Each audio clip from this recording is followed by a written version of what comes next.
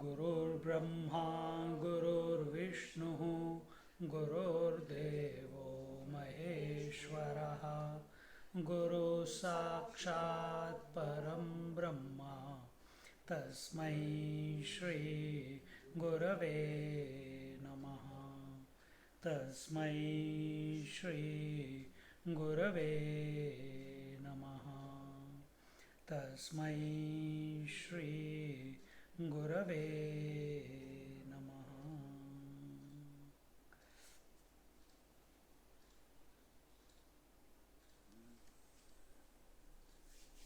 After we are in Moksha Sannyas Yoga, chapter 18 of the Jnaneshwari or Bhagavad Gita as given by Jnaneshwar Maharaj.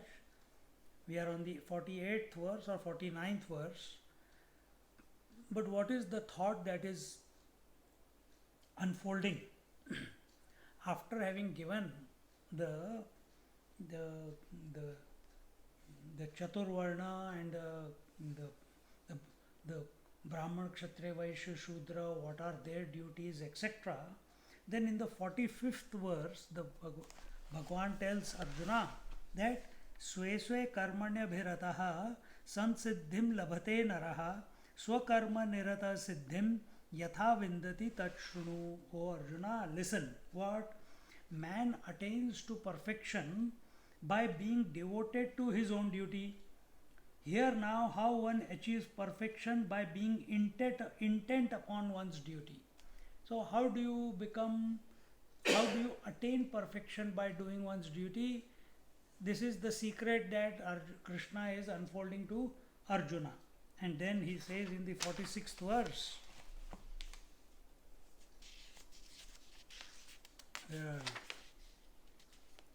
46th verse, Yata pravritti bhutanam yena sarvamidam tatam swakarmana tamabhyarchya siddhim vindati manavaha. He says, he from whom proceeds activity of beings and by whom all this is pervaded, by worshipping him through his actions, man attains perfection. So what was told before? Man attains perfection by being devoted to his own duty. And what is his duty? What is his duty? Is his duty to pursue a profession? Is his duty to achieve something in this world? Or is his primary duty to follow the Swadharma? Oh yes, Swadharma only brings about purification, correct? But what is his main duty? What is his main purpose? Many people ask. So if we are at the level of karma, how do we do karma? Offering it to the Lord. Because he is the instigator of actions. Recognizing this. So here when he says in the 46th verse, he says, he from whom proceeds the activity of beings. Who suddenly from 45th verse to 46th verse, expansion in our mind is taking place. When you start doing your duty without expecting anything in return, without comparing, without competition, without comparison, without expecting a result, what happens? As an offering to the Lord, this is how you perform action. Offering to the Lord means I am the doer. If I realize he is the doer, then no, that is next stage. We are on the first stage. So till you are considering you are doing the karma, how to do it? This is the way. As a result, what happens? Mind purifies. What is the result of purification? Expanded consciousness. Or, as a result of purification, the love or the acumen to see, to experience, to intuitively know that the doer, the doer of action, the prompter of action is not me.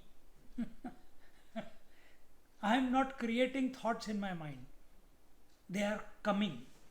They are happening to the mind. Someone must be instigating it. Who is that? It must be someone else.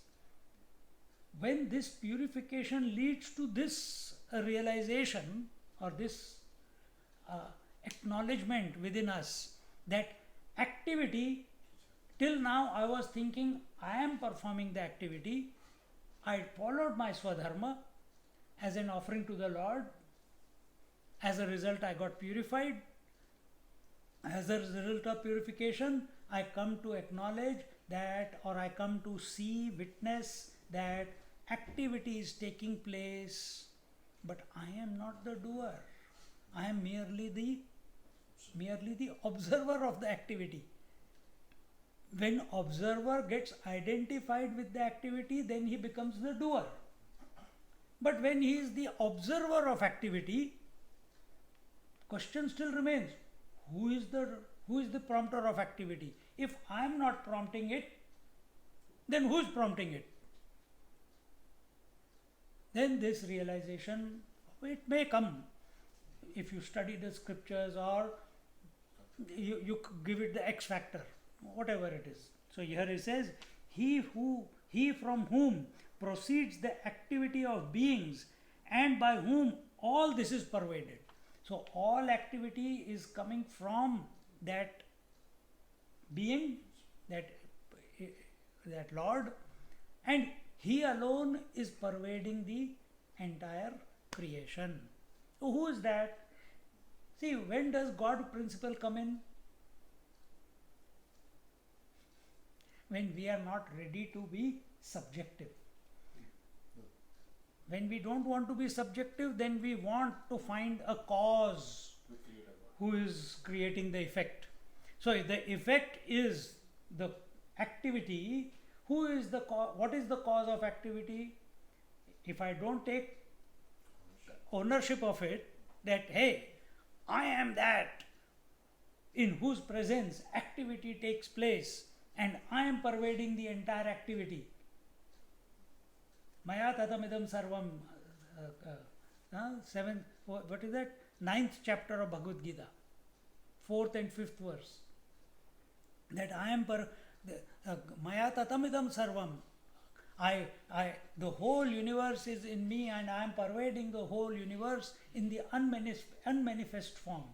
Then second verse says, neither the universe is in me, nor I am in the universe, yet I support the whole universe. See? Now, we are not ready to take that position. So we have to appropriate that responsibility to someone. Who is that?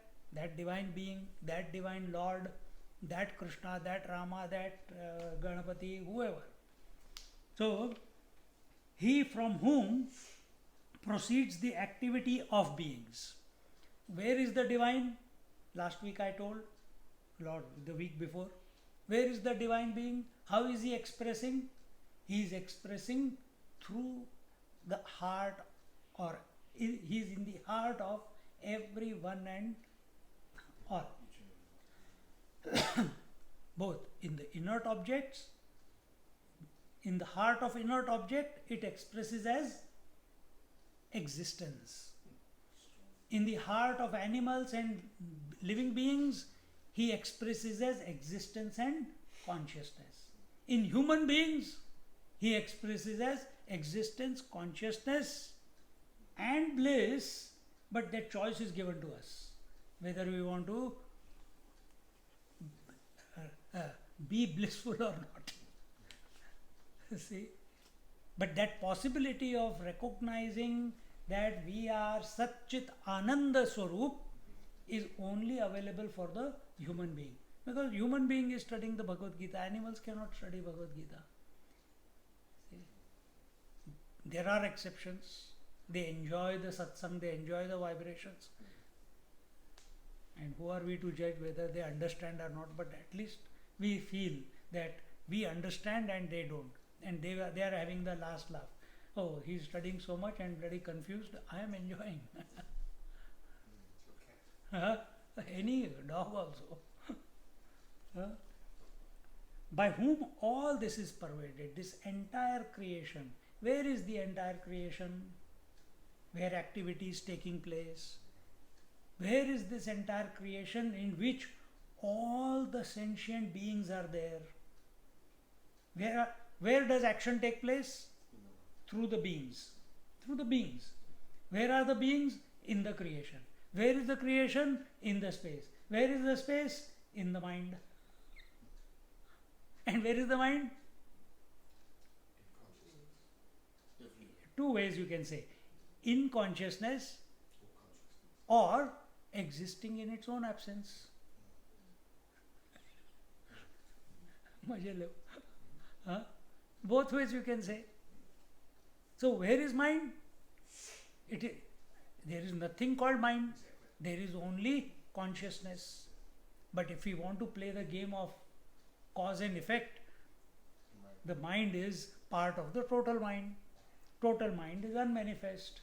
Unmanifest cannot be without the conscious principle. Consciousness and the manifest prakriti, the maya, the mind, total mind, they are, whose expression are they? They are expressions of that Brahma Paramatma. That one alone is expressing as consciousness and unmanifest matter. Then that unmanifest matter then multiplies into Sattva, Rajas, Tamas, and the game begins. And so both are expressions of one but playing with each other. And it has reached us. Now what we are doing? We are trying to reclaim our true nature, which is always. But what is coming in between? This variety is coming in between. This ownership is coming in between. This doership is coming in between. Non-recognition of the divine expressing as everything through everything. That recognition is, that discovery is eluding us. For that, a basic preparation is required, which is purification. How do you get purified? Perform wherever life has placed you, without comparison, without competition, without copying someone else. Follow your own dharma. And as you start following your own dharma, you will get this vision that it is the divine who alone is functioning, who is making everything happen within himself. He is the material, he is the world, and he is the doer also. He is the prompter also. And this was the 46th verse. Then it was told in the 47th verse.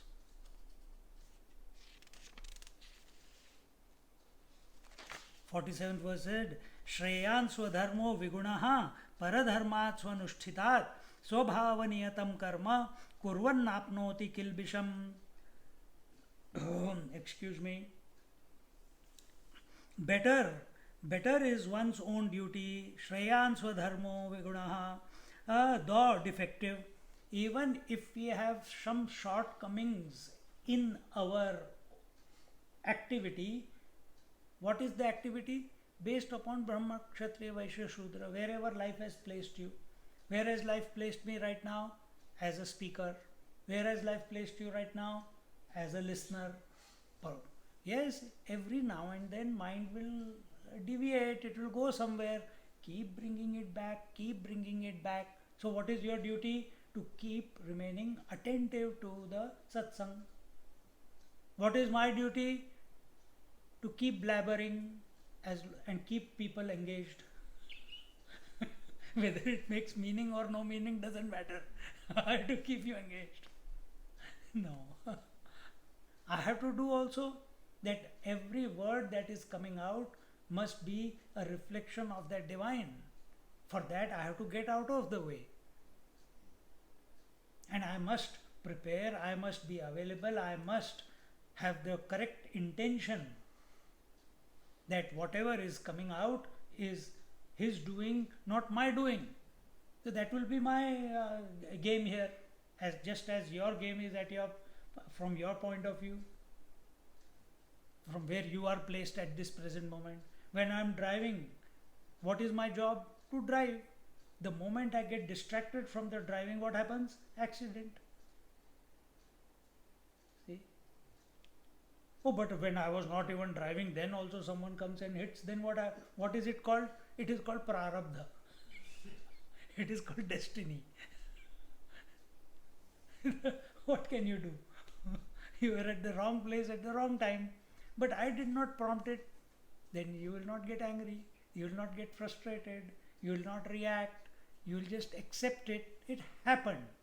Take the action, whatever is needed to be taken, and move on. What's next? Next accident is waiting. I'm taking the Mickey out of you. It's fresh, that's why I'm saying it. But positively. Something is going to happen. Be available to the next thing. Why? But if life is moving ahead and I'm still in the past, why that happened, why did it happen to me, I should not have happened, why that fellow did this, why did that, you will have another one. Because again you are driving and you are not again available 100%. See? So better is one's own duty, though defective, even if we have shortcomings, we are not well prepared, we are not well versed with the job that is at hand. Maybe we are not good at it, but continue performing the activity that where you are placed, rather than another duty well performed, rather than performing someone else's job better and better and neglecting your own. In doing work as dedicated by one's own nature, one does not incur sin. So wherever life has placed us, whether we are Kshatriya, Brahma, Kshatriya, Vaishya, Shudra, or we are Brahmachari, Grahastha, Vanaprastha, or Sannyasi, we saw all those qualities, what each one must perform. We continue to do that. As a result of that, no sin is incurred. And I think in detail I gave you the explanation of difference between karma and kriya last week. So I will not go into that. Then now we did the 48th verse also. What does 48 say? Sahajam karma kaunteya sadoshamapi na tyajet sarvarambha hi doshena dhume nagni rivavrutaha.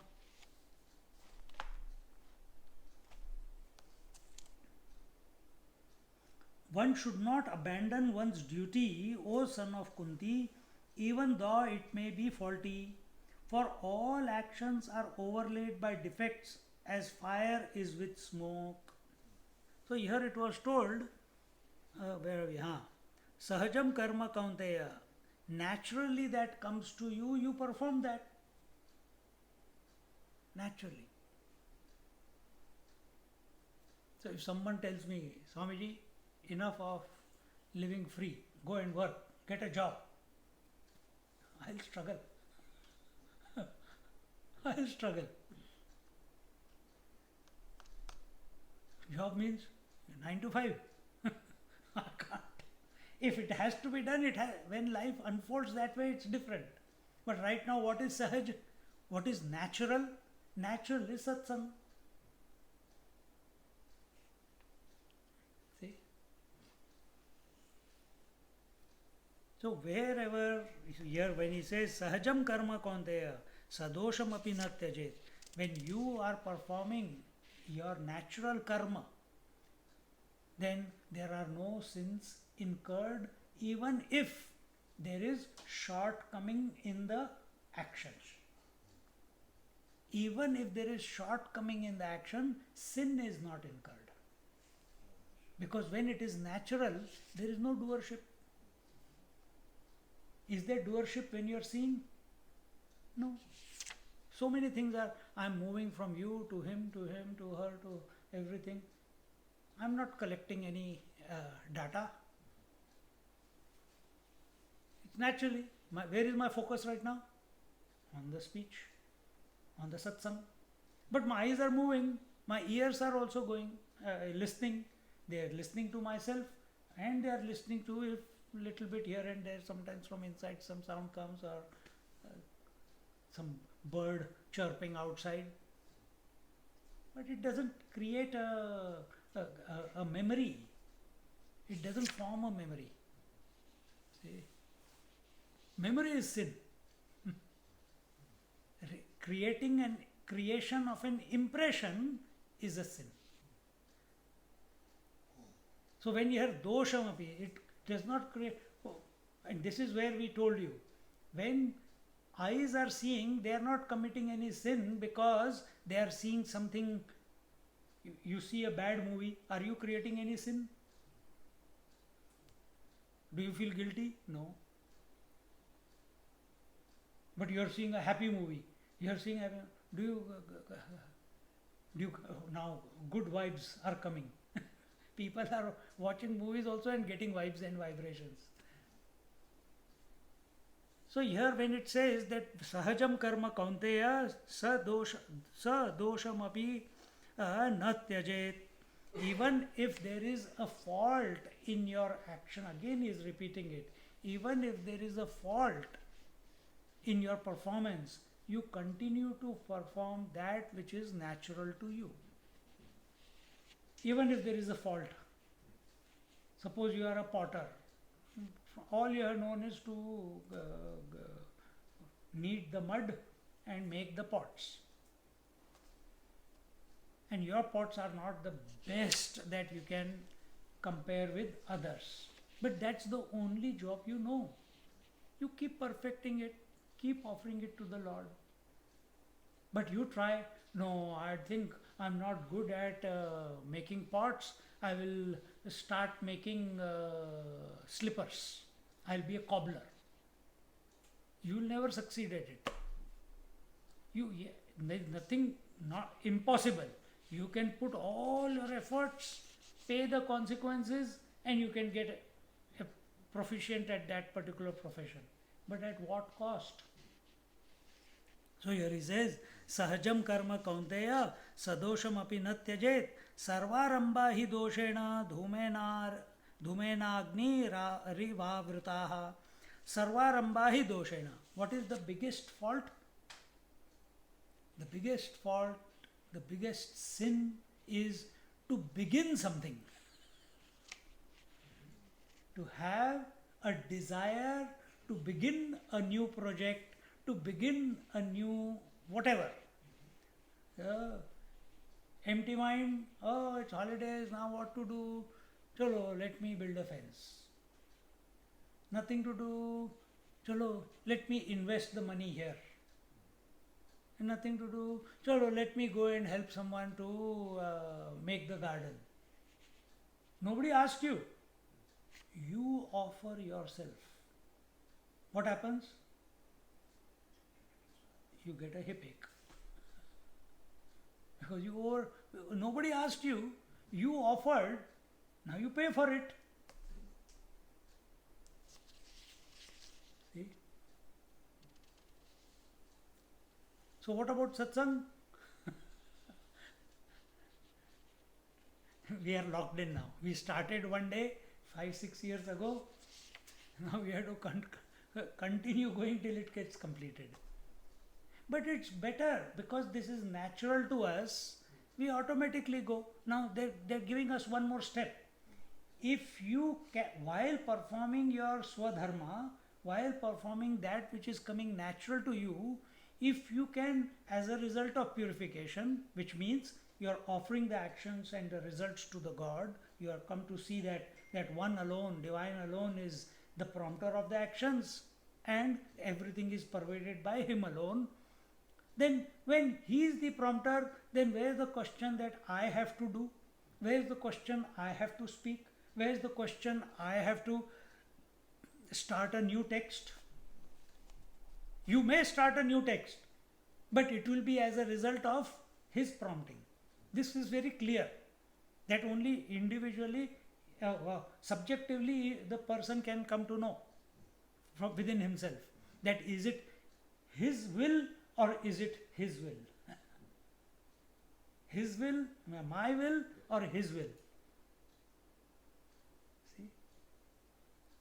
So that clarity comes only when we are our antakaran, mana, buddhi, chitta, ahankar, mind, intellect, memory, and ego, when these are purified. Lesser the prompting of thoughts within the mind, weaker will be the ego. Because ego is what? Who is I? I is that which holds on to the data of the memories, mind, and the intellect. And as you are purifying yourself, because everything is being offered to the Lord, you don't want the results, you are seeing Him as the prompter, the entire world in which all the promptings are expressing themselves is also Him alone. So where is your position? You don't have a position. You don't have a position. Then where's the question of starting something, starting any project, doing something, achieving something? Nothing to do. Everything, we have to develop a vision that everything is perfect at this very moment. We are moving towards, as we are moving through Bhagavad Gita, we are moving to this conclusion. It's a conclusionless conclusion because mind can never understand it, and yet we are training the mind to understand it. See, it will be only when the I surrenders. And what is it? Moksha Sannyasa Yoga. This desire to liberate is also renounced. That is what we are reaching. This is the final chapter. Yesterday in Kathopanishad, I don't know who was listening, same thing came, Shreyas and Preyas. What is Shreyas? Promptings which desire us, bring the desire for the world, but desire for success is Preyas. Promptings or desires within which seek immortality is Shreyas. Shreyas is the lower, Preyas is the lower good, Shreyas is the higher good. What are we in the 18th chapter of Bhagavad Gita? Not lower good or higher good. We are on the absolute good. Nishreyas. We are going there. Nishreyas is that good which is beyond the opposites called good and bad. That one we are. That is our nature. That is our natural state. That is the nature of the Parabrahma Paramatma. That is the nature of the divine. That is the nature of the self. But as long as we are stuck that if I am going to lectures, when I am giving lectures, I am gaining more merits, I am doing something auspicious, I am keeping the inauspicious at bay, it cannot come and touch us. You are going the wrong way. Don't go for that purpose, because if some inauspicious is more powerful than your auspiciousness, then what will you do? Huh? So many auspicious people were there, but Ravana was even stronger than those auspicious people, and he killed them, he tortured them, he troubled them in the Ramayana. Same thing in Krishna Leela also. So don't go into all. We are not into all that. Our goal is at this very moment we want to moksha sannyas. We are moving towards that. And here the technology is being given to us. How to purify, and why we are giving to purify? Because we have considered ourselves to be an individual at this moment.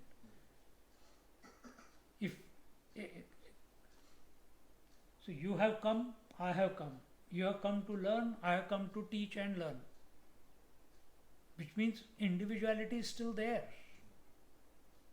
But with this individuality, with this natural, I didn't have to plan anything, I didn't have to too much hassle in our life, but we are here. Are we aware in this journey till we came here, and even in this 1.5 hours that we are together, that understanding is happening, listening is happening, breathing is happening, sitting is happening? Not that I have to sit, I have to understand, I have to work it out. No, let it happen. Then it will be natural. See? And that is what is told here. So, and for that, what do? Do not begin any new project. We are guilty of that. Don't begin any new project. Then what do? Twiddle your thumbs. Ram, Ram, Ram, Ram, Ram, Ram. Om, Om, Om, Om, Om, Om. Again, you want to begin Om, Om, Om. That is also beginning. But what is this? From outside beginning some projects, I want to do this, I want to do that. Then you will wean away from that and you will come to body. When you come to body, you want to begin something at the body level. What is that? Yoga. Then you wean yourself away from yoga. Then what is the next? You want to do something with the pranas, pranayam. You want to do something, put efforts. Then you realize, arey, these are also happening by themselves. Why should I do something with the pranas? Then you come to the thoughts. Then you try to do Hare Ram, Ram Ram, Hare Hare, Hare Krishna, Krishna Krishna, Hare. Then you realize, arey, why am I beginning this also? If it wants to come, let it come. If it doesn't want to come, let it not come. Then you wean away from the thoughts also.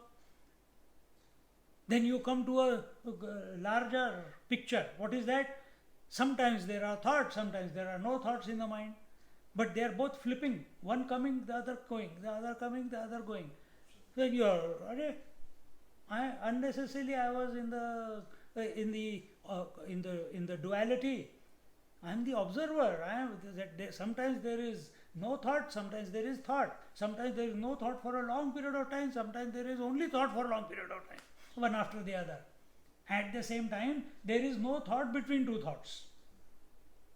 Then this will all come if you don't begin anything. And when you don't begin anything, then naturally you will not act. Naturally there is no duty for you. There is no ownership for you. There is nothing to achieve. There is nothing to offer. There is nothing to perform. If there is no activity performed by you, there is no result accrued by you. You are free. Moksha sannyas. Sannyas means renunciation. Renunciation of what? It's not come there yet, but we are in the process. Here it is only karma. We are renouncing the karma. Eventually we want to renounce even the idea of liberation. Even that also we want to renounce. Give up. Because as long as you have a desire, it will keep you in the loop of activity. See?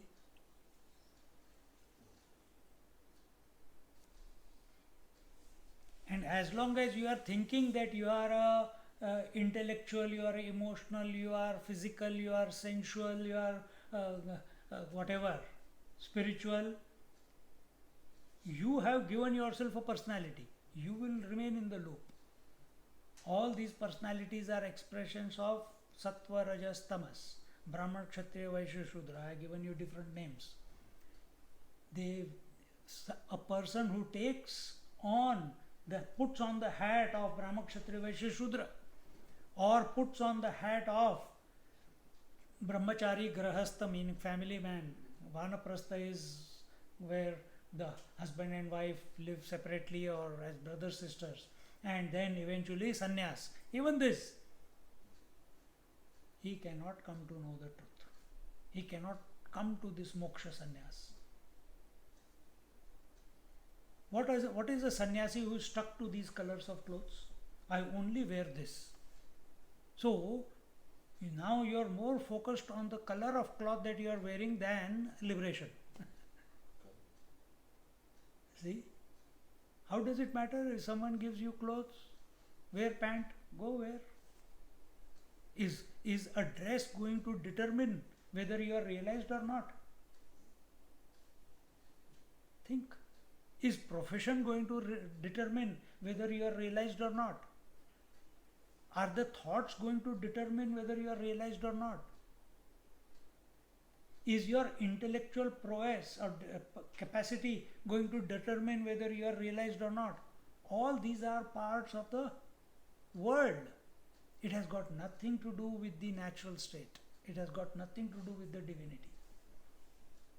So, here first he is teaching you how to give up karma, how to give up action. Action is ownership of activity. Give up the action.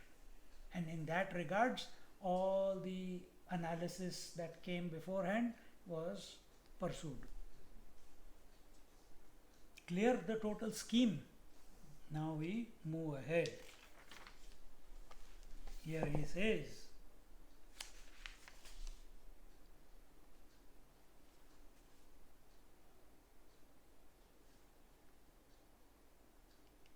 when God is propitiated by worship in the form of performance of one's duty, he destroys the rajas and tamas qualities of the worshipper. So a person who is addicted to activity, action, when he is having this disposition that the prompter is the God and the doer is the God, and where is he doing? In this world, and this world is God. Then what happens to such a seeker? All the tamas, inertia, rajas, dynamism, that is slowly taken away from this person. What happens as a result? He enters into the sattvic mode. That also needs to be given up. That is moksha sannyas. But what happens in sattva? He becomes calmer and calmer. Because dynamism means too many thoughts. Tamas means nidra, alasya, pramad, sleep, what is that? Sleep, laziness, and procrastination. Dynamism is too much activity. Both of them start dissolving away. Now what happens? Conscious silence. Sattva, conscious silence. Everything that we have been explaining till now, that is the conscious silence. So now, in the 49th verse, let's come. Then he says, leads him along the road of sattva quality and makes him feel heaven and earth like poison. Such a person does not seek anything in this world. Which is the world? Which is the world? Put it in a nutshell. World in a nutshell. Oh, you're very good. But from experiential point of view, waking experience, dream experience, and deep sleep experience, right?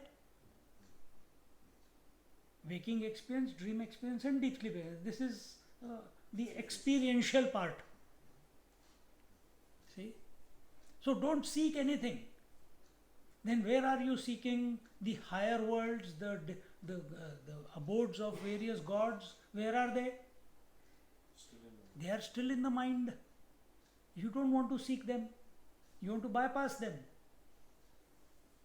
No, let me have a glimpse. They will give you a glimpse. You go towards the ultimate. They will give you the glimpse.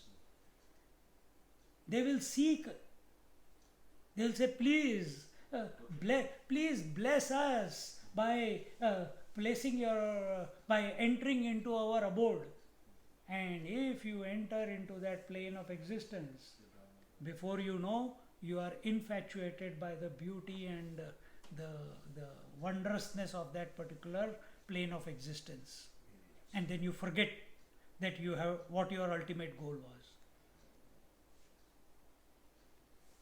So look from outside, very good. Please keep it for yourself and you continue ahead. So what is happening here? That when you are not entering, you are not entangling. This is what was called Sarvarambha Paratyagi.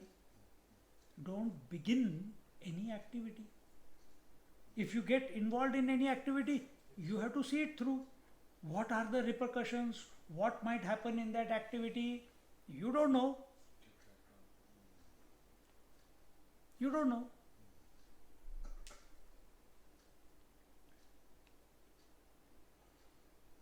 And you have to face the consequences.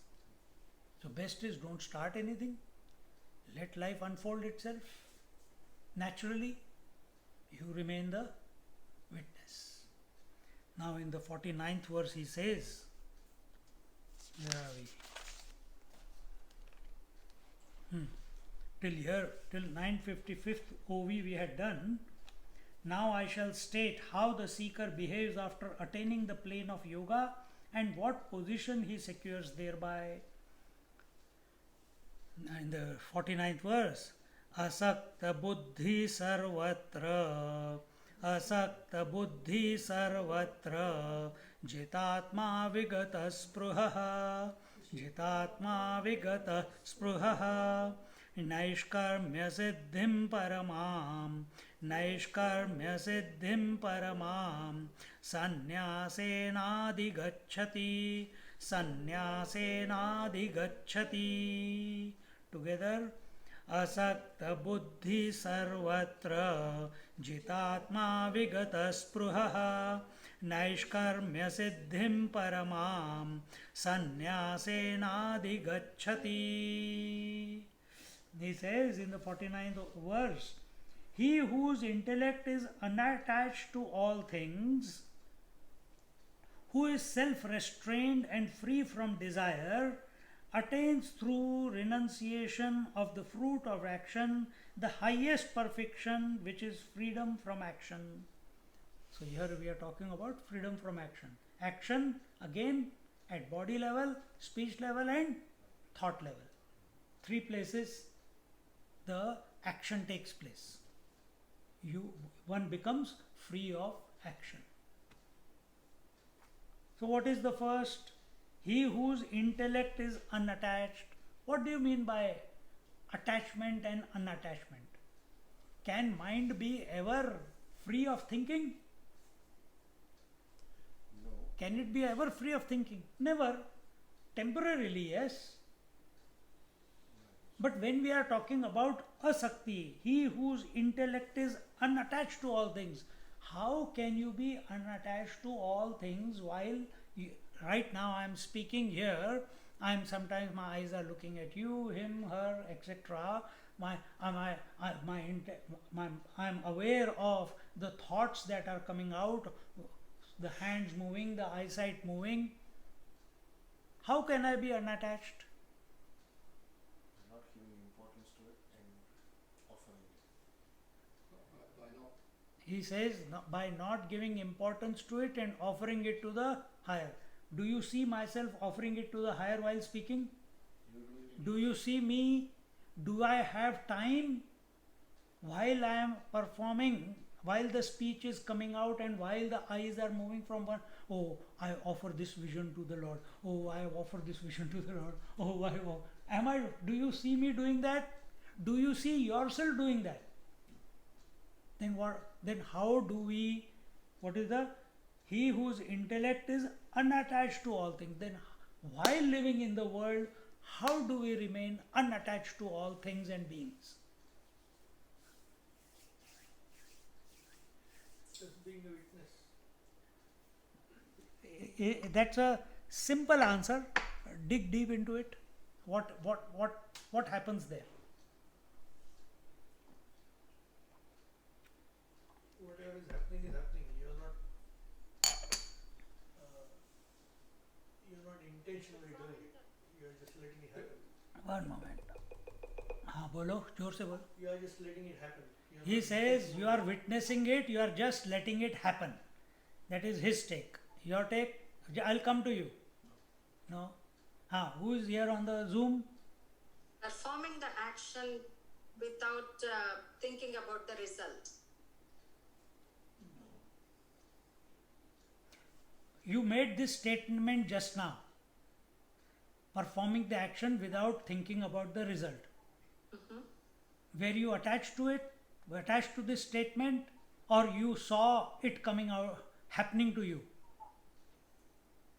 It happened to me when the question was posed. Good.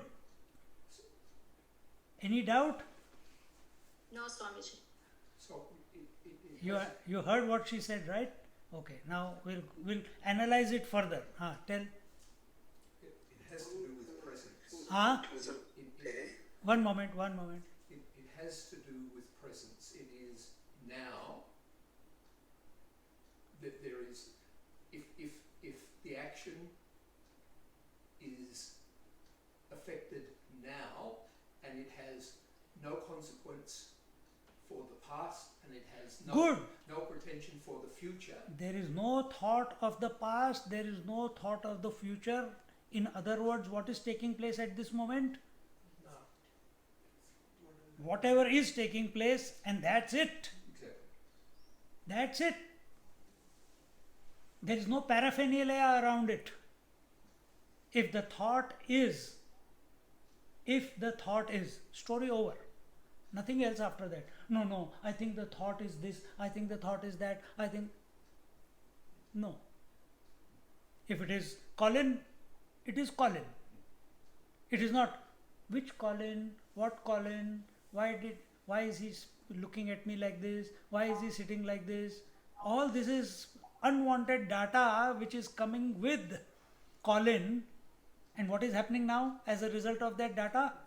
I am getting attached to the thought called Colin by deliberating on that one Colin with all the paraphernalia. Swamiji, that is because of the intellectual. But whatever, it is everything is thought only, no? Decision is also a thought, doubt is also a thought, emotion is also a thought. So how do you remain in the present, in the presence, with the thought, without getting attached to it? No. But by continuing to be in the present. By continuing to be with each thought 100%. With each thought 100%.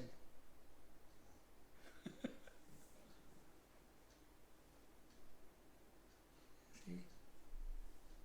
So when he says here, asakta buddhi, he whose intellect is unattached to all beings, means it accepts everything and every being, meaning every thought, every emotion, every breath, every activity as it is, without any judgment, biasness, I should or should not, I could have done that, I could not have done that, no emotional baggage on that. It just is, that's it. That is the way. That's when you are in the present. What happens to us? I ask a question. Instead of remaining silent, you keep answering. Why? No, don't give me that silent treatment, okay? I want an answer.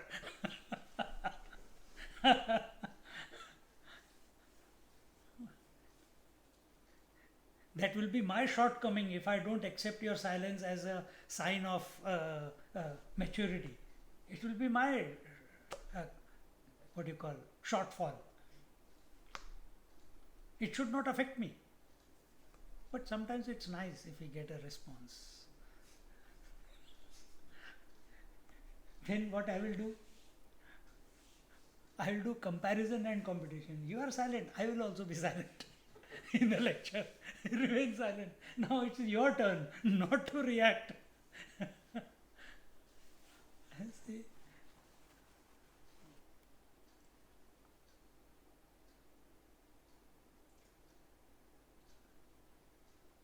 Next point is Jitatma. Jitatma is who is self-restrained and free from desire. Jita is victory, Atma is the self, meaning by focusing on Atma, on the self, by contemplating on the self, by thinking and desiring the self initial stages, he conquers attachment to the world, he conquers the senses, physical senses, he conquers the mind, and his intellect is totally focused. What is it? It is remaining equanimous. Or it is seeking, who am I? See? So, Jitatma, who is self-restrained and free from desire. Then next one is free from desire. Free from desire, Vigata Spruha. Free from desire. Desire of what? Desire of the world. Desire of travel. Desire of food. Desire of good clothes. Desire of heat or cold. Or I want, it's too hot, I want room to be cool. If it's too cold, I want a room to be hot. I'm thirsty, and you go for getting a cup of water and realization says, okay, see you next life. Right? At that moment, when it was, the absorption was about to take place, you decided that you are thirsty. So the desire for water took more importance than surrender, than by being available, than dissolving. See? So desire. Vikata spruha. Spruha is desire. Free from desire. And then next one is Naishkarmya siddhim paramam sannyasena adhigacchati. Naishkarmya siddhim. Naishkarmya siddhi is attains through renunciation of the fruit of actions. Naishkarmya siddhi is the result. Without performing, without, how should I say? We know that if we do something, we'll get a particular result. I know I can pick up this cup of water and I put it to my mouth, take a few sips, my thirst will be quenched, isn't it? How is Shirdi Sai Baba? He gives the food to the dog, but his hunger is quenched, thirst is satisfied. He did not do anything. He asked the lady to give the food not to him but to the dog, and he got satisfied. So without doing anything, Naishkarmya siddhi, without performing any karma, all, how should I say, all achievements, all desires are fulfilled in total. And here, this, who is this Yardi? M.R. Yardi, he says, what? Attains through renunciation of the fruit of action the highest perfection, which is freedom over action. And freedom over action, our whole ego is based, individuality is based on the achievement through efforts, right? Achievement through efforts. Remember, in what context we are saying this? Moksha Sannyasa Yoga. Renunciation of the desire for liberation. Desire for liberation is also a thought in your mind. That thought is activity. You are thinking, I have to liberate, I have to liberate. So it's prompting you to do something. Even that doing has to be given up. So here he says that by renunciation of the karma, one attains freedom from action. Now what Jnaneshwar Maharaj says, we'll get into that. He says, तरी देहादिक हे संसारे सर्व ही मांडले से जे गुंफिरे तेथ ना तुडे तो वागुरे वारा जैसा पै परिपाकाची ये वेळे फळ देठे ना देठू फळे न धरे तैसे स्नेह खुळे सर्वत्र होय पुत्र वित्त कलत्र हे जाली हे झाली झाली के जाली हे जाली याही स्वतंत्र माझे न म्हणे पात्र विषाचे जैसे हे असौ विषया जाती बुद्धी पोळली ऐसी माघवती पाऊले घेऊनी एकांती हृदयाच्या ग्रिगे ऐसया अंतःकरण वाह्य येता तयाची आण न मोडी समर्था भेण दासी जैसी. He says, Jnaneshwar Maharaj says, as the wind is not entangled in a net, he is not entangled in the snares of mundane existence such as body. How beautiful example he is taken. How wonderful. The picture is just in front of the eyes. Just as the wind does not get entangled in a fish net or any net, similarly, this person, he, who is he? The moksha sannyasi, he is not entangled in the snares of mundane existence such as body. We are talking about Jivan Mukti.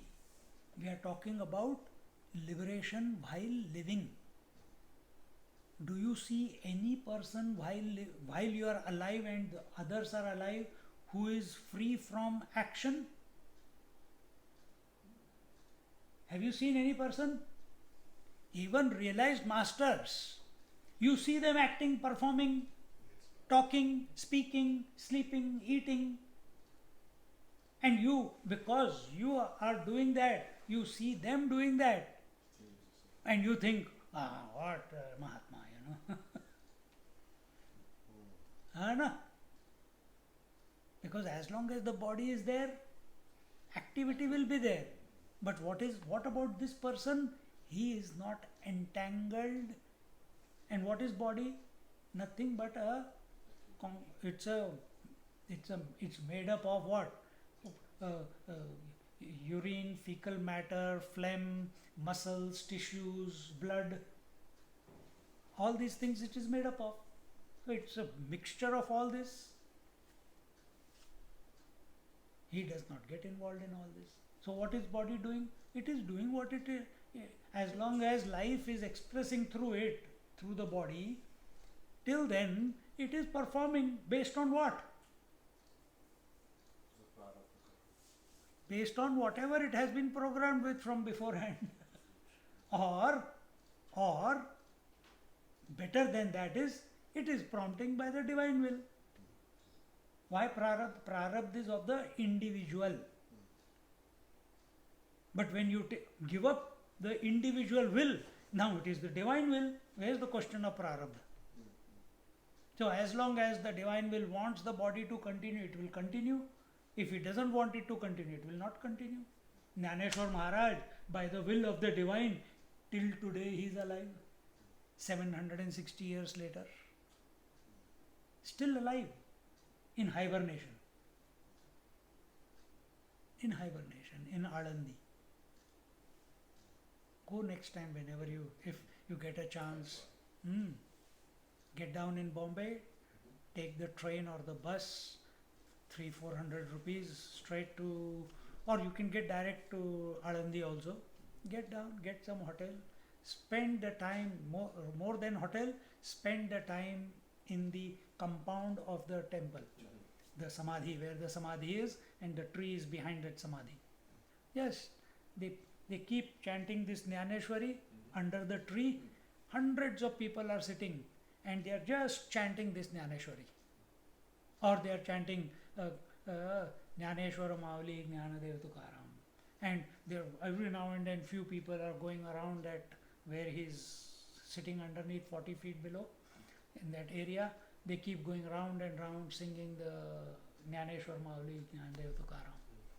It's such a divine atmosphere. Such a divine atmosphere. And especially early in the morning and in the afternoon, evenings, you came with me. As the wind is not entangled in a net, he means such a person, the master or the one who is practicing all that we have been telling. He is not entangled in the snares of mundane existence such as body. Just as when the fruit becomes ripe, it does not cling to the stem, nor the stem remains attached to the fruit. So his attachment to the worldly life diminishes. So now this is a picture you have to bring in your mind. This is very well explained and brought out in the Trambak mantra of the Lord Shiva. Trambakam yajamahe sugandhim pushtivardhanam urvarukamiva bandhanan mrityor mukshiyamamritaat urvarukamiva bandhanan mrityor mukshiyamamritaat. Mukshiyamamritat, amritat, immortality. Mukshiya, moksha, liberation. Bandhanat, free from bondage. How is he free from bondage? Just like a pumpkin is free from its mother plant. Here it is cucumber. But pumpkin sounds better. It's big. So a mango leaves the tree and falls down when it is ripe. A pumpkin doesn't leave the tree because it doesn't grow on a tree. Imagine if it left the tree and landed on your head. What would happen? Then we'll have to cut the branches of the tree to send you beyond the tree. Cremation. So what does pumpkin do? Pumpkin keeps sitting in its place, meditating. And what happens? It matures. Where is it maturing? On the mother plant. What is the mother plant? The world. And what happens when it matures?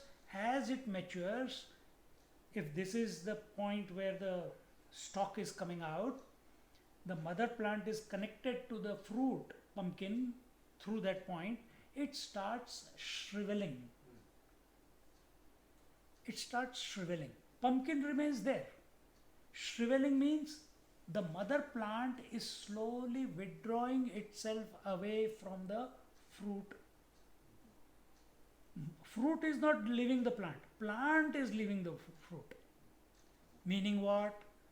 A realized master, such a person who is like the wind is not entangled in the net, he is not entangled in the body. Such a person, and here the example taken is, just as this fruit, either you take the fruit leaves the mother plant or the mother plant leaves the fruit. You can say the world leaves the master or the master leaves the fruit. Don't you do this? Don't you do both these practices in your life every day? You consciously decide, I think today is enough, I am tired now, let me go to bed.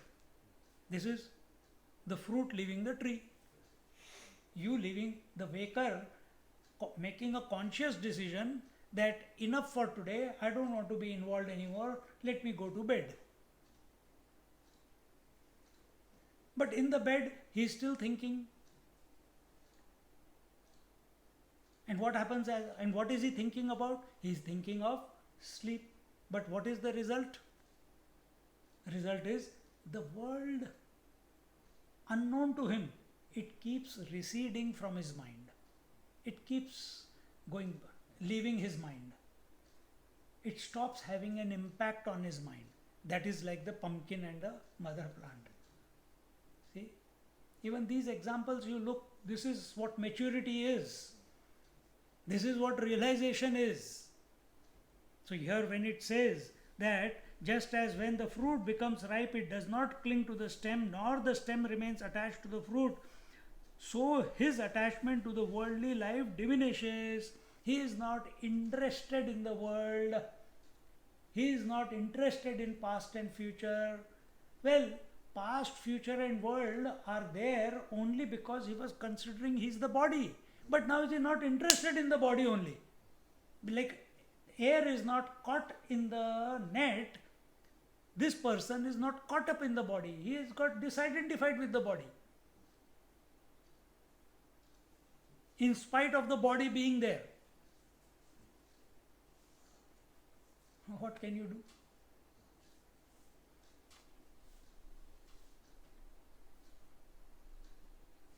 So his attachment to the worldly life diminishes, even though his son, wealth, and wife act according to his wishes, he does not call them his own.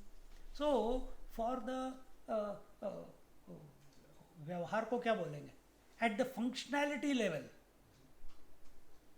functionality level, he is giving the lecture, he is talking to my darling, my children, you have to do this, you do that, if you choose to do it, do it. Sometimes he gives them the freedom, sometimes he is strict, etc., etc. That is all happening because of the program. But whether they follow what he says or doesn't follow, it does not matter to him. He may do the drama, did not follow what I said, but in the end it does not matter to him. Why? Why? Because he is not considering himself to be the body. He is not considering himself to be the doer.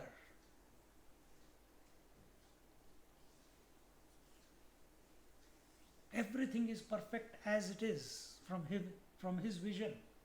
Everyone is perfection does not mean that challenges will not come, obstacles will not come, everything will be hunky-dory all the time. It will not be that. It just means there is no acknowledgement of all this. No acknowledgement only. Whether food comes or doesn't come, it does not matter. Whether there is disease or health, it does not matter. सुख दुख समय कृत्वा लाभा लाभौ जया जयो ततो युद्धाय युध्यस्व.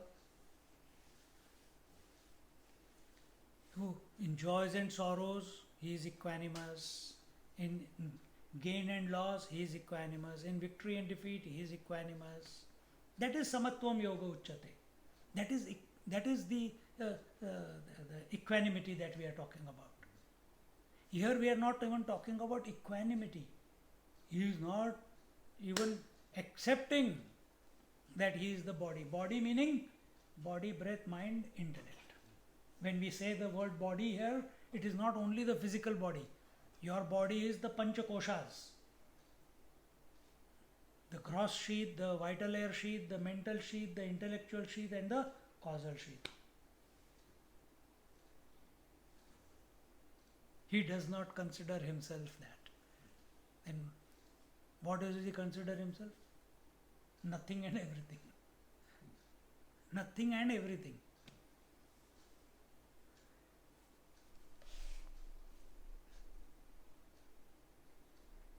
Even though his son, wealth, and wife act according to his wishes, he does not call them his own.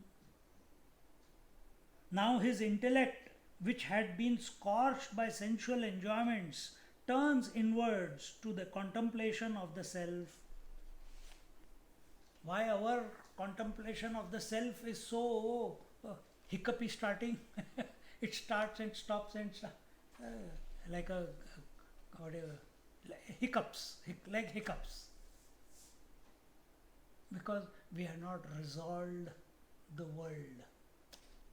A resolution of the world comes about when you, all the karma, when you perform actions without ownership. When you penultimate, you see all actions are promptings of the divine within himself. You are merely the observer of the whole game. We have not resolved that. We want to be spiritual. We think doing pranayama is spiritual, doing yoga is spiritual, attending satsang and listening to this blabbering of this sannyasi is spiritual. All this is not spiritual until and unless it is not subjectively oriented and applied in life. And when it is to be applied in life? Right here and now. Not some time later. Right here and now. When I am saying that you are not performing any action, immediately your attention should go, yeah, I am not performing the breathing. Breathing is happening by itself. I am not thinking. Thinking is happening by itself. I am watching the thinking. I am not scratching. My hand automatically goes there. Then afterwards my attention goes to the hand. So start watching there and then how this statement is true. Not later on, because later on world will enter. Right here and now.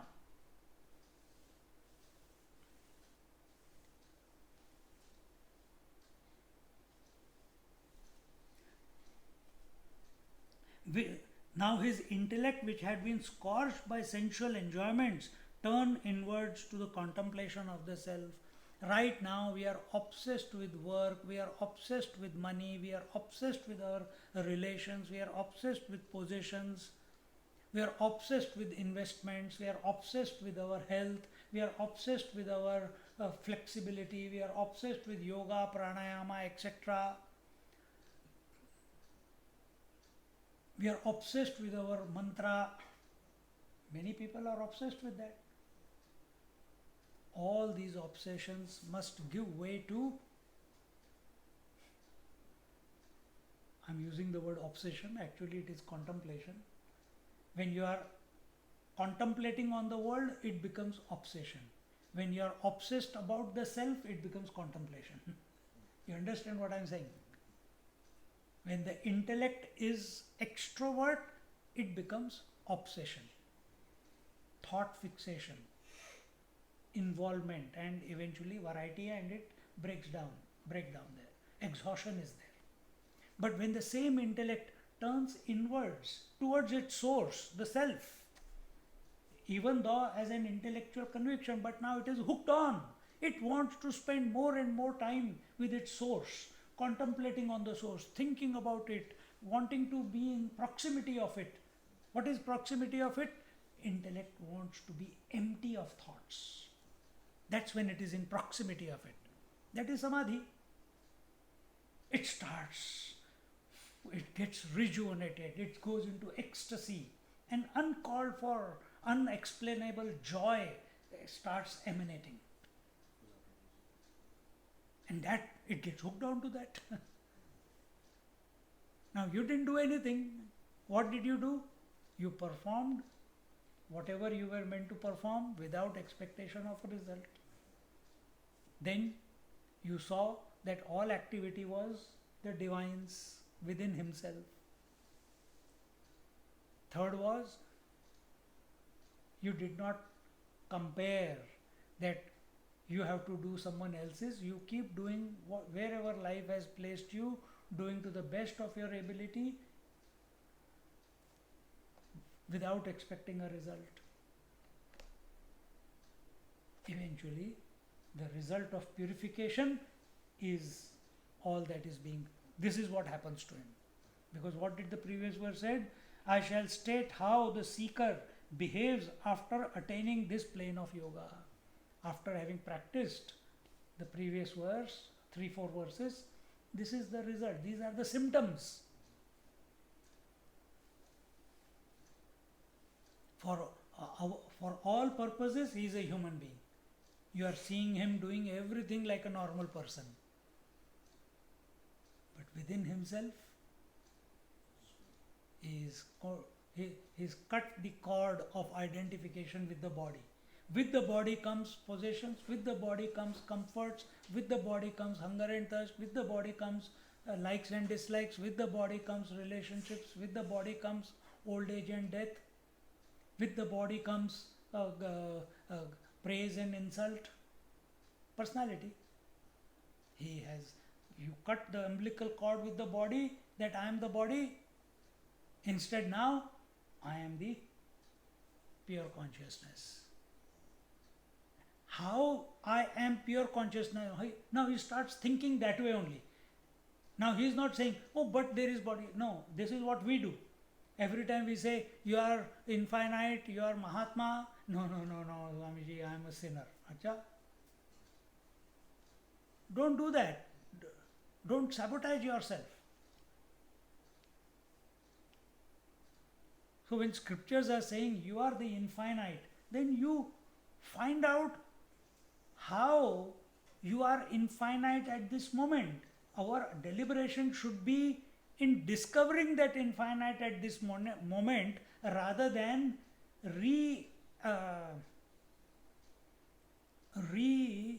reinstating, reconfirming that I am the body. But this is what we do. We keep affirming, not reinstating, reaffirming that I am the body, that I am the mother, that I am the father, that I am the employee, that I am so many years old, that I am the son of these parents, that I am having this problem in life and that disease in life. And you keep reaffirming by repeating it again and again. Think, do as much as we repeat everything relating to body, even fraction of it are we repeating I am consciousness on a daily basis? So that should grab our imagination. Imagination is an intellect which can think beyond the facts, the parameters. So start. But for when will this get inaugurated in our intellect? When the data from the world is not making any impact on it.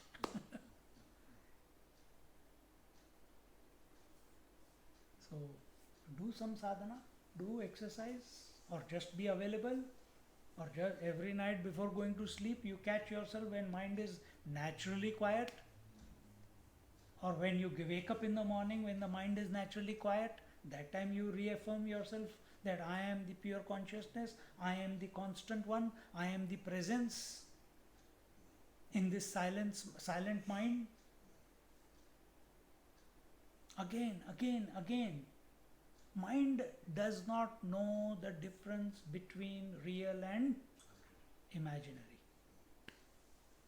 World is imaginary, self is real. What have we taken? Self is imaginary and world is real. Wife is real, husband is real, children are real, disease is real, time is real. Understand the basic, everything that is changing is unreal. That which is changeless is real. So what is changing?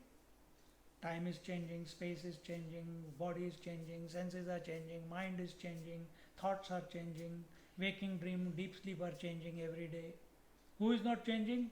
The one who knows all this. Who is that? Me. Who is this I?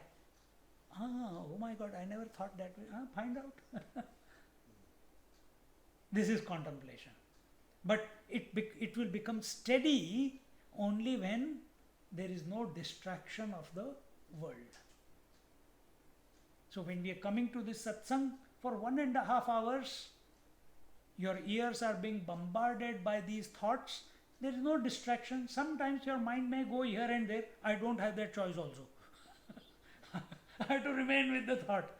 But you have a choice. As a listener, sometimes you may go into reverie, your mind may go into silence, and you suddenly realize, hey, I was silent, and you want to know the purpose of this satsang is that you remain silence with awareness. Come to that. In that fully aware silence, knowledge, understanding will automatically happen without any process. Without any process. This we have not, it is not our experience. But this is how it happens. In heightened awareness, knowledge takes place. Because you are, that awareness is of the nature of knowledge.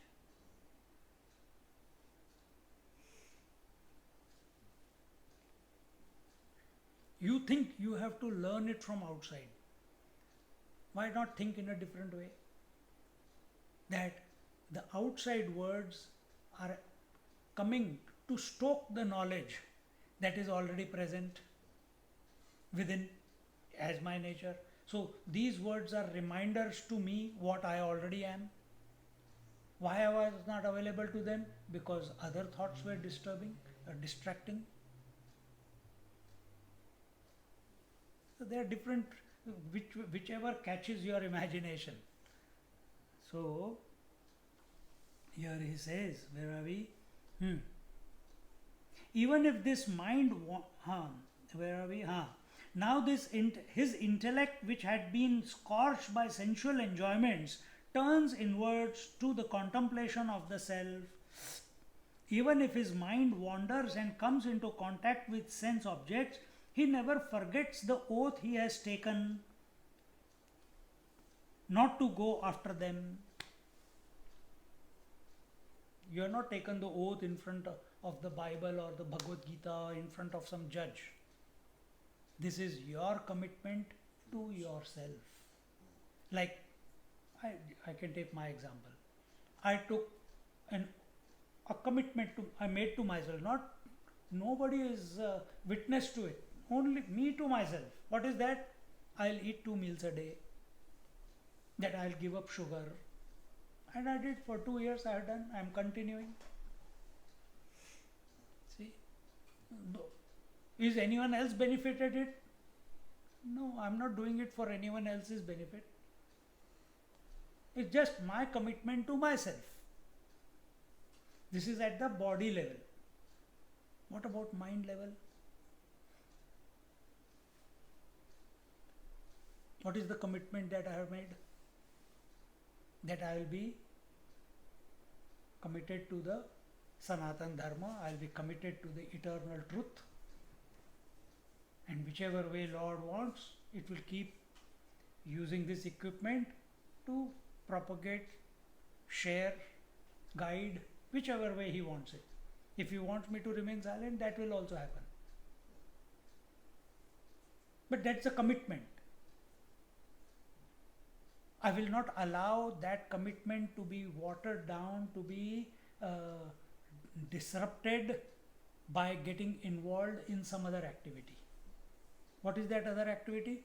No, I think I need money for survival. No, I think I have to work out a list of where I am going to get my food from tomorrow onwards. No.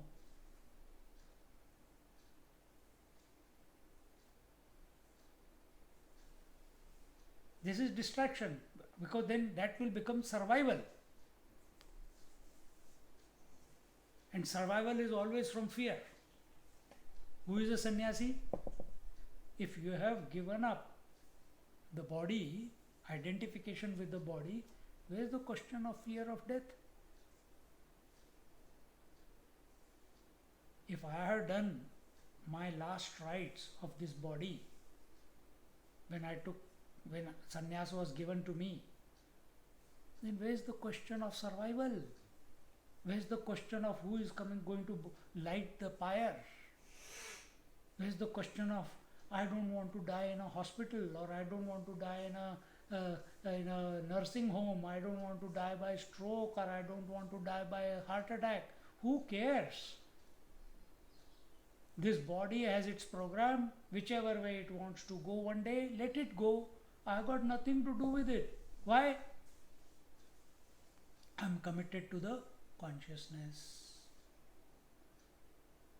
And everything, whenever I speak to him or to you, always our conversation goes into satsang only. First, little bit light talk, but eventually it turns into satsang. Not because we want it, we are inspired by that. That is what he is saying here. That even if the mind, here he says what? even if his mind wanders and comes into contact with sense objects, we see masters also going through the world. They come across male, female, good cloth, harsh cloth, hot weather, cold weather, food which is spicy or bland, because we are living on bhiksha. So, comes into contact with sense object, he never forgets the oath he has taken not to go after them. So he accepts. No master says, I don't accept it. He accepts whatever life is presenting to him. First step, he accepts everything. Second step, he rejects nothing. Third step, he retains nothing. Live life like that. Example, mirror. Mirror accepts everything, rejects nothing, because whatever comes in front of it, it gets reflected. But does the mirror retain whatever it is reflecting as a memory? I think that girl was so beautiful. I think I'll keep that image with me. Does he do that? No. Our mind must be, we must be like that. Accept everything, reject nothing, retain nothing. This is the disposition of a person who has done the previous few verses. This is the person who is fixated on the self, not getting entangled into the world. He gets entangled into the world only when he accepts that he is the body.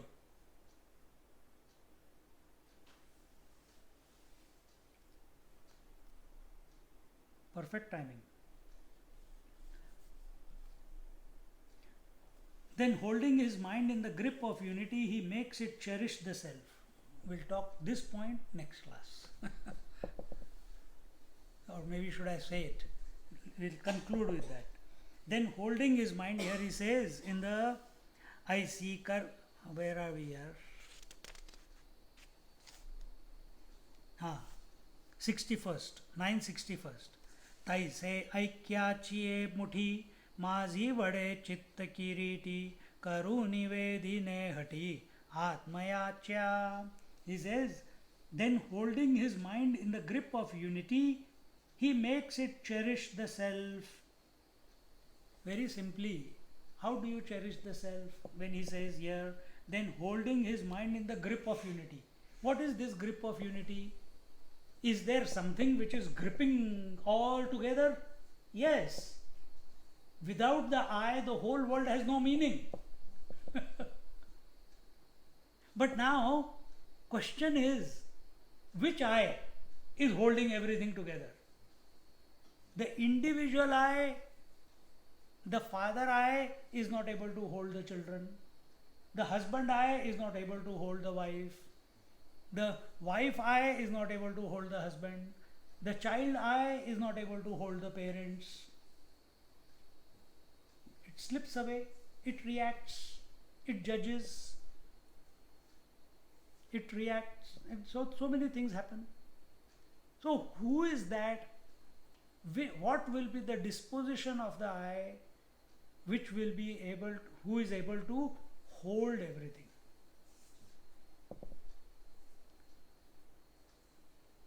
As an individual, continuously time is slipping through your fingers.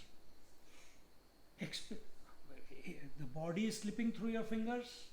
Old age, body is getting older and older. You can't hold it. You want to hold your memories. Mind is not able to hold the memories. It starts forgetting. It can't hold. It wants to hold the family together. Each one is product of their own program. You want to do everything. Someone built a big house to keep all in Caroline Springs, big house, 4 or 5 children, all of them want to be together. But slowly, all that 10-bedroom house is empty, and now only the father and the mother are there. Everyone has gone. He says, I built it for you all. What will I do with 10-bedroom house? But each one wants to live his own life. So you did it with the right intention to keep the family together, but you are not able to. You want to keep your senses together, hold on to the senses at their optimum functioning. You are not able to. You want to keep your limbs in optimum, you are not able to. You want to keep your thoughts, you are not able to. Who is? Can the individual keep them? No. Then who? Mannatha Shri Jagannatha Madguru Shri Jagadguru Madatma Sarva Bhutatma Tasmai Shri Gurave Namaha. Only when you rediscover this I to be the total I.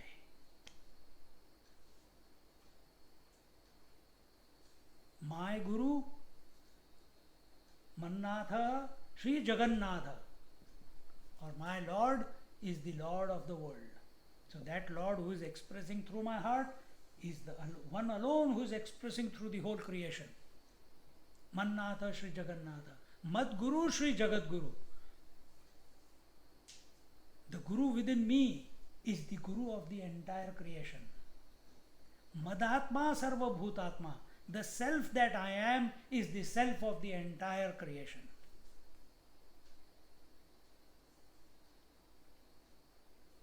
Tasmai Shri Gurave Namaha. Tasmai Shri Gurave Namaha. These visions, these contemplations have to be invoked, and our attention must go towards these contemplations rather than, should I eat a pizza today or a pasta? I think I'll have falafel. The falafel was not good,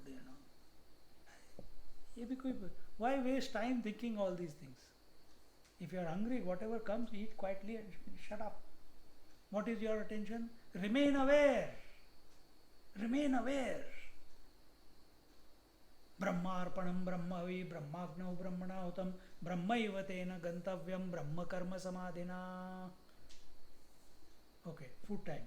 I think I must control. Discuss. I'm going over time. It's fun, such a fantastic topic, because the topic is everyone likes to talk about themselves more. I'm also doing the same. What to do? I always get carried away.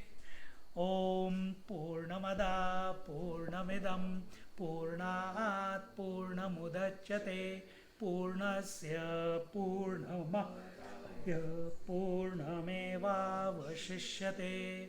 Om Shanti Shanti Shanti Hari Om Shri Gurubhyo Namaha Hari Om.